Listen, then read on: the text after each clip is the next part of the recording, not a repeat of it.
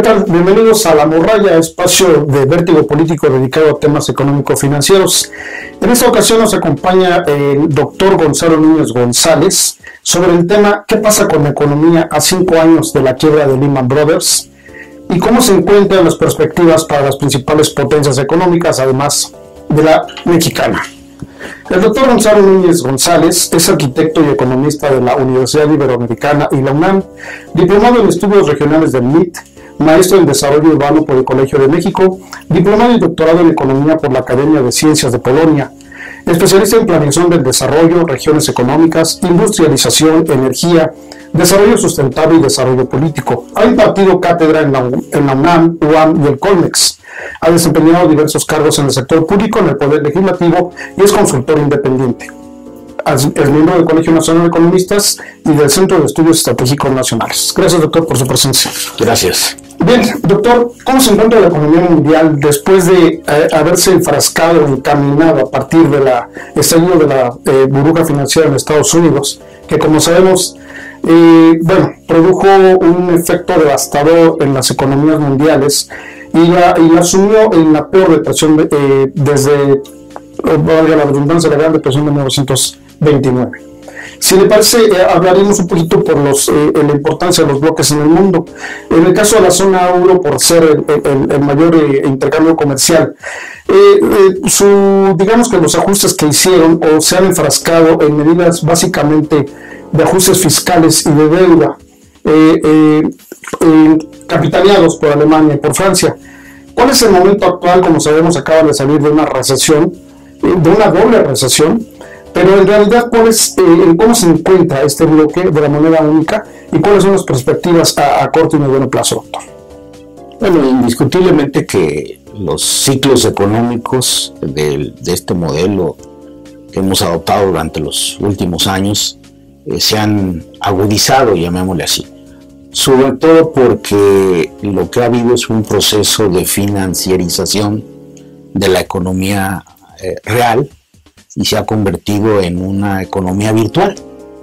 La crisis inmobiliaria de los activos inmobiliarios en los Estados Unidos fue el detonador de este proceso que venía ya de manera increciendo a partir de la crisis petrolera del 73. Es decir, las crisis no se generan de un día para otro, son procesos a veces largos, en donde se van acumulando una serie de fenómenos y se llega al punto, como se denomina, donde se da la tormenta perfecta. ¿Qué es lo que pasó en 2008? Precisamente eso. Hubo una verdadera especulación muy elevada, un juego hasta perverso de parte de los financieros, en el sentido de que se dice que por cada activo real había un activo financiero de hasta 25 veces de su valor. Es decir, habíamos creado una burbuja especulativa de ganancias fáciles de corto plazo que no tenían nada que ver con la producción, con los valores reales de los bienes y servicios que producen los países. De tal suerte que a lo que asistimos fue un ajuste derivado de esa burbuja que tronó y que impactó a toda la economía del mundo, dado que toda está más o menos articulada. Los que estamos más, pues nos pega más duro, los que están menos les pega de manera diferenciada. Particularmente Europa había vivido una etapa de expansión muy importante y derivado de esta burbuja pues tuvo que hacer ajustes. Lo que han hecho es un programa, yo llamaría medio heterodoxo, no tan ortodoxo, porque las políticas económicas en Europa, a diferencia de los Estados Unidos, pues estaban más orientadas al bienestar social que estrictamente a la acumulación como tal. De tal suerte que hubo ahí restricciones, se dio un proceso de ajuste muy severo, un ajuste sobre todo fiscal. Obviamente hubo quiebras bancarias que desafortunadamente no se permitieron, algunas sí, otras no, y eso generó un ambiente de mucha inestabilidad y desconfianza, pero se salvaron bancos con recursos públicos que a su vez se transfieren o que se generan por la recaudación fiscal. De tal suerte que eso ha deprimido los ingresos de la población. Hay casos, evidentemente, además en los países, digamos, periféricos de Europa, que los hay, Portugal, Grecia, España, Irlanda, de tal suerte que los países centrales, Alemania, Francia, Inglaterra, pues no, aunque no sufrieron de esta circunstancia, porque fueron reestructuradas las otras economías y salvados sus bancos. Esto a un costo social muy elevado, que ha significado pues todos los movimientos de indignados, etcétera, pero que no ha resuelto. Se dice que ya tocó piso la recesión en Europa, pero no están resueltos lo que como llaman los fundamentales, es decir, no hay un repunte vigoroso, no hay un rebote de las economías, aún la más fuerte, que es la economía alemana. Uh-huh. Esto implica que, y todos pensamos, que esta circunstancia, particularmente en Europa y en Estados Unidos, iba a permitirnos replantear el modelo de desarrollo a escala global y con ello también replantearlo en los países periféricos, casos de América Latina, algunos casos asiáticos. Desafortunadamente, y esto fue algo que se planteó en aquella primera reunión del G20 posterior a la crisis, en donde el primer ministro Gordon de Inglaterra planteó la coordinación de políticas, los controles. Lo que se argumentaba es la inexistencia de regulaciones financieras, que todavía no hemos avanzado, pero más aún no había supervisión sobre las transferencias financieras, el mercado financiero mundial.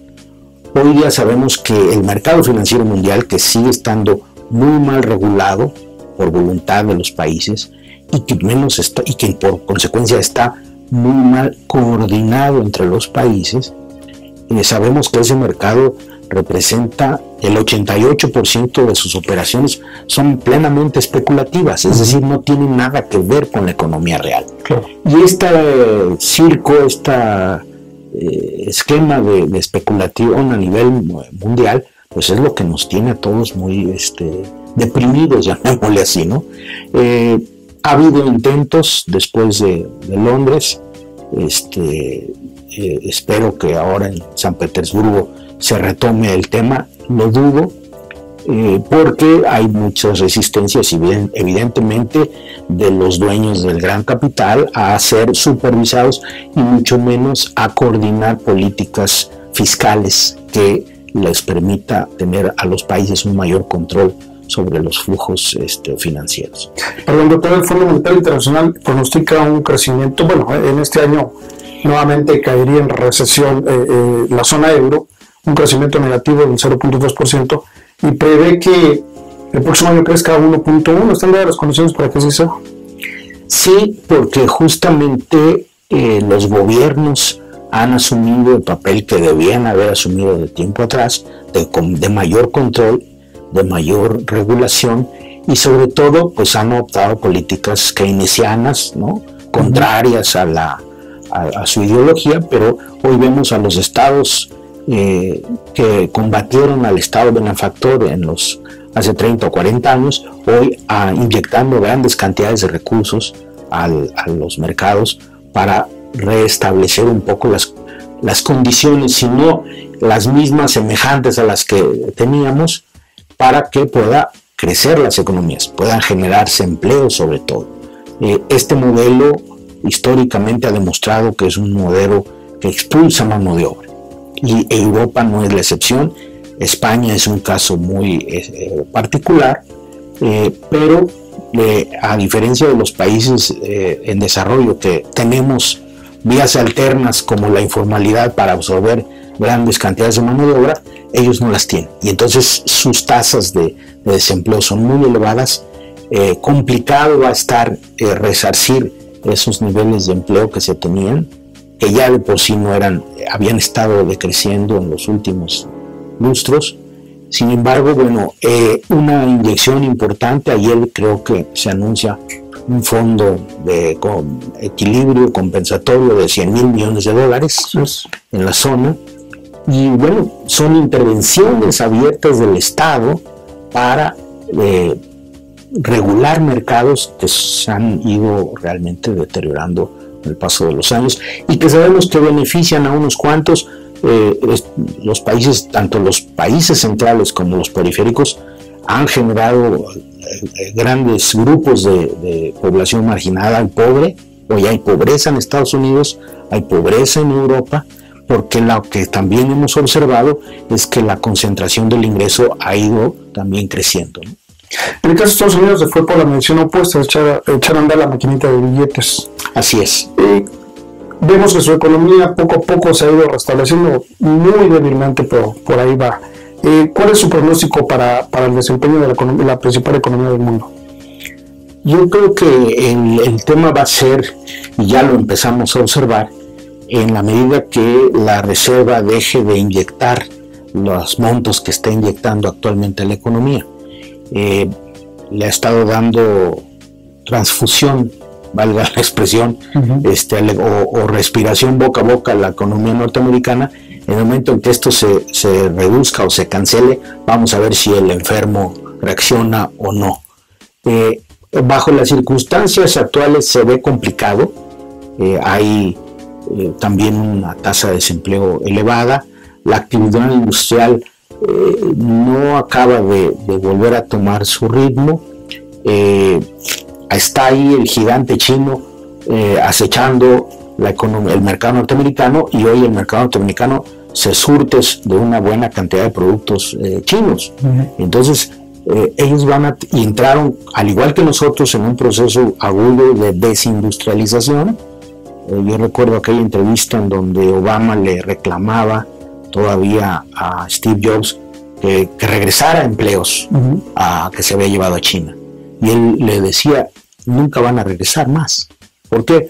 Porque la forma como se ha desarrollado la producción en los últimos años, pues ha generado una cadena mundial en el proceso productivo y de proveeduría que va a ser difícil reorganizar, sobre todo en función de los intereses de los países.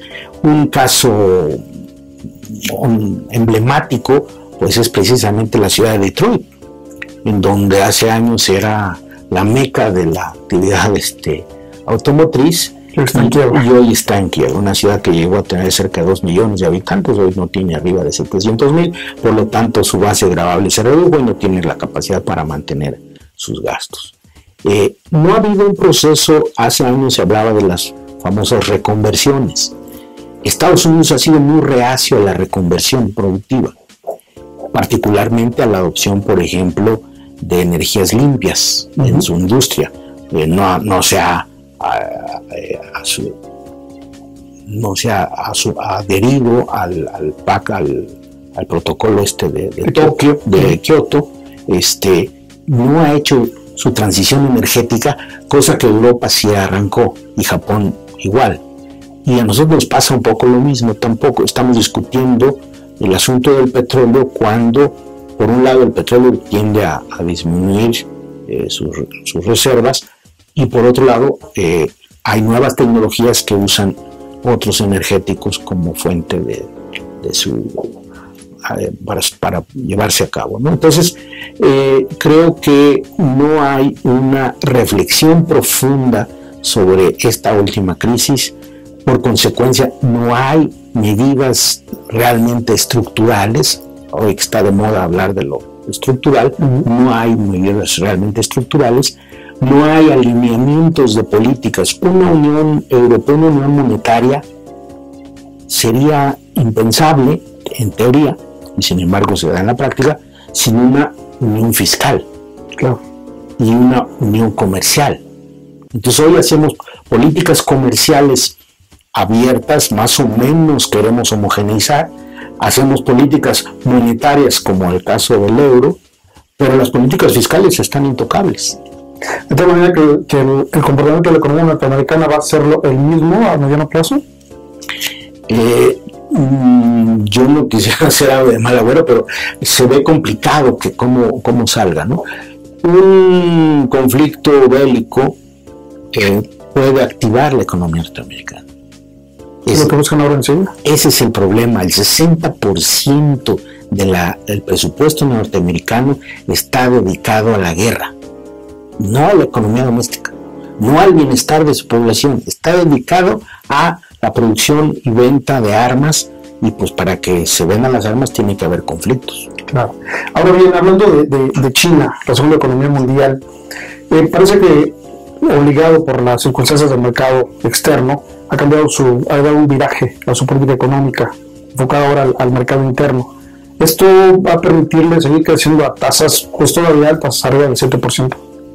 China leyó muy bien y los chinos tienen centros de excelencia en cuanto a perspectiva económica mundial, y ellos leyeron muy bien la circunstancia del 2008, se quedaron con excedentes de exportación que lo que hicieron fue introducirlos al mercado interno, mercado propio, y en un periodo relativamente corto lograron que 250 millones pudieran tener accesos a productos y servicios que antes no los tenían, y con ello empujar un poco su nivel de vida a sacarlos, digamos, de la pobreza extrema. Fue una medida inteligente, porque en vez de ¿qué hacemos nosotros?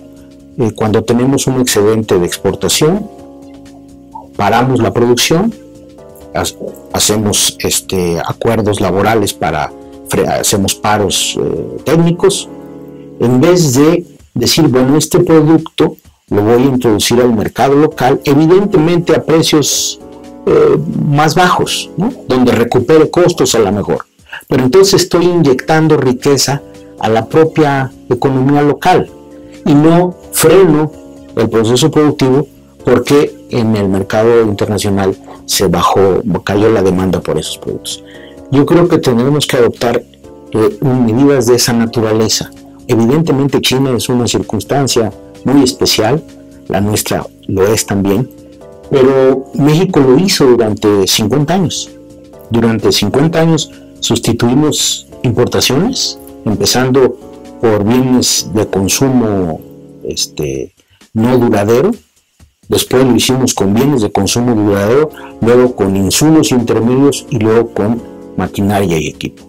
Y en 50 años casi logramos bajar el contenido importado a niveles de un 5-10% en maquinaria y equipo. Entonces, hoy lo que tenemos es una gran dependencia de consumos no duraderos, como alimentos, del 40%. Hoy estamos consumiendo el 40% importado. De tal suerte que todas estas reformas estructurales para volvernos más competitivos y exportar más, pues yo siento que van en el sentido contrario de lo que va el mundo. Mientras el mundo está fortaleciendo sus mercados internos, donde está fortaleciendo su planta productiva y sobre todo garantizando el abasto de alimentos de su población, nosotros estamos abriendo más la economía, sustituyendo más producción local por producción importada con el pretexto de bajar inflación, pero eso nos genera déficits históricos en la balanza de pagos y comercial, que hemos subsanado con un ingreso de divisas petrolero muy importante, que es lo que nos ha mantenido más o menos el famoso equilibrio macroeconómico. Si se rompe ese acuerdo, pues las consecuencias van a ser terribles, porque echar a andar una planta productiva como la que hemos ido desmantelando los últimos 30 años no se logra ni en un sexenio. Entonces, lo que tendríamos que estar discutiendo es una reforma del Estado, para empezar, una reforma económica a fondo que nos permita adoptar un modelo propio. Ni siquiera el chino, ni el norteamericano, ni el japonés, ni el alemán, el mexicano, que ya lo tuvimos y fue muy exitoso. En 50 años crecimos por arriba del 6%.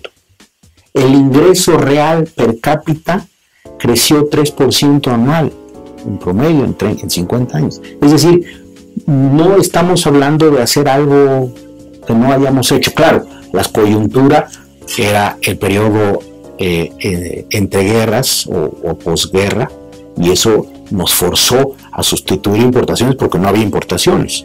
Cuando en 38 se expropia el petróleo, evidentemente no había una industria mexicana capaz de desarrollar la industria petrolera.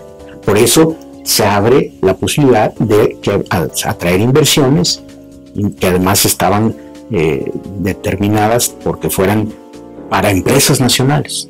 Lo que no se ha dicho últimamente es que esta apertura de contratos eran para empresas 100% mexicanas, porque el beneficio de la explotación petrolera se pensó en ese momento debiera ser para México, no para las necesidades de otros países. Claro.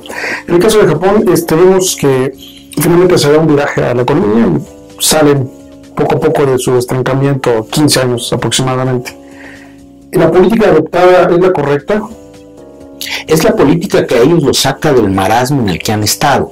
Yo no sé si sea correcta o incorrecta. En este momento las políticas no son permanentes ni correctas todo el tiempo. Son medicamentos para una enfermedad en un momento, pero que a lo mejor me descompone en otro y luego tengo que ir arreglando. Pero en la medida que no vea integral al paciente, pues creo que es simplemente un dolor de cabeza cuando en realidad es un cáncer. Japón creo que ha estado haciendo esos ajustes en su modelo económico, de tal suerte que hoy el Estado, y sobre todo derivado de las crisis que han tenido, en este caso por el tsunami, provocadas por el tsunami, han tenido que hacer ajustes importantes. Entonces, hoy lo que están haciendo es liberar los mercados de financiamiento a actividades productivas para que pueda haber más empleo, salarios, y pueda haber mayor consumo. Es un problema. A mí me llama la atención estos especialistas mercadólogos, porque no entienden entonces el mercado. Y el mercado es de productores y de consumidores. No podemos tener un mercado de puros consumidores, como ha sido el caso mexicano los últimos años, y consumidores además de productos traídos del exterior, y por lo tanto muy vulnerables, y por lo tanto decir que vamos a crecer en función de si crece los Estados Unidos. Cuando México creció en estos 50 años, Estados Unidos tuvo recesión y México creció, porque fuimos a contraciclo, en la medida que el motor del desarrollo sea interno y no externo. Yo creo que ya tuvimos una dosis muy severa de 30 años de motor externo, y ya es momento de echar a andar el motor interno y sobre todo distribuir los beneficios, porque además este motor externo ha sido muy concentrador del ingreso y muy depredador del empleo. Entonces, algo que tenemos afortunadamente una colindancia con la potencia económica mundial, que no sabemos cuánto más tiempo lo sea, pero al menos que absorbe una cantidad importantísima de mano de obra que nosotros no podemos absorber. En conclusión, doctor, ¿qué esperar a partir de que Estados Unidos planea a corto plazo, se dice, retirar los estímulos económicos que han inundado el mercado de liquidez? ¿Qué esperar el comportamiento específico de cada región y por supuesto de México? Yo creo que decían por ahí que en griego la palabra crisis quería decir cambio de rumbo. Y justamente lo que no estamos aprovechando es estas crisis. No estamos aprovechando estas crisis para fortalecer nuestra planta interna, para restituir nuestras cadenas productivas y aprovechar la coyuntura, y entonces sí exportar nuestros excedentes, pero no exportar lo que requerimos para poder echar a andar nuestra planta productiva y nuestro consumo, ¿no? Entonces yo al final siempre he sido muy optimista. México es un país riquísimo, como lo es los Estados Unidos, en recursos materiales, en petróleo, en agua, en gas, etcétera, etcétera. El problema es ponernos de acuerdo, hacer un gran pacto, pero para la producción, para que haya muchísimas empresas, no solo las grandotas y no solo las de fuera, que también son importantes, pero empresas mexicanas que son importantes y que pueden desarrollar sus cadenas productivas, restablecerlas y volver a darle un impulso brutal a las micro, pequeñas y medianas empresas, que es donde está el 70-80% del valor de la producción a nivel nacional y el 98% del empleo. Las empresas que vienen de fuera, estas modernizaciones y esta ola de privatizaciones, lo único que han hecho pues, es marginar cada vez mayor cantidad de población y reducir la capacidad de generación de empleo y de crecimiento. Yo no entiendo, nadie me ha podido explicar cómo vamos a crecer al 6%, al 7%, que es lo que requerimos para generar el 1.200.000 empleos, que la gente, los muchachos que están saliendo de las escuelas se puedan incorporar al mercado laboral. No entiendo, no me explico cómo con planes de choque, con ajustes fiscales, con incrementos de impuestos, vamos a lograrlo. Con lo que justamente estamos yendo en el sentido, mientras todos los países ya vienen de regreso, nosotros seguimos insistiendo en reformas estructurales para ir más allá, donde lo que hay es el abismo. Ahí hay un abismo. ¿Y qué va a pasar? Ahí sí no sé. Pero hemos sido los últimos 30 años una gran fábrica de pobres. Sin entender que esos 50 o 53.3 millones que dice el INEGI, porque ahora discutimos si son 50 o 51, cuando no estamos entendiendo el fondo del asunto, ese es un mercado. Yo, empresario, me preocuparía muchísimo porque esa población tenga un ingreso y una capacidad de consumo para que consuma mis productos. Y entonces no necesito preocuparme por la exportación y el tipo de cambio y todo esto para Fernalia. Aquí lo tengo a la mano. Pero si yo sigo abultando esa parte del mercado, visto desde el punto de vista económico, ya no digamos social o político, simplemente pues me estoy suicidando como nación. Y eso ya lo hicimos 50 años con una política orientada al crecimiento, al desarrollo, pero a la distribución también. Ese panorama será un cambio de modelo. Así es. Le agradezco mucho su presencia, doctor. Gracias. Muy amable.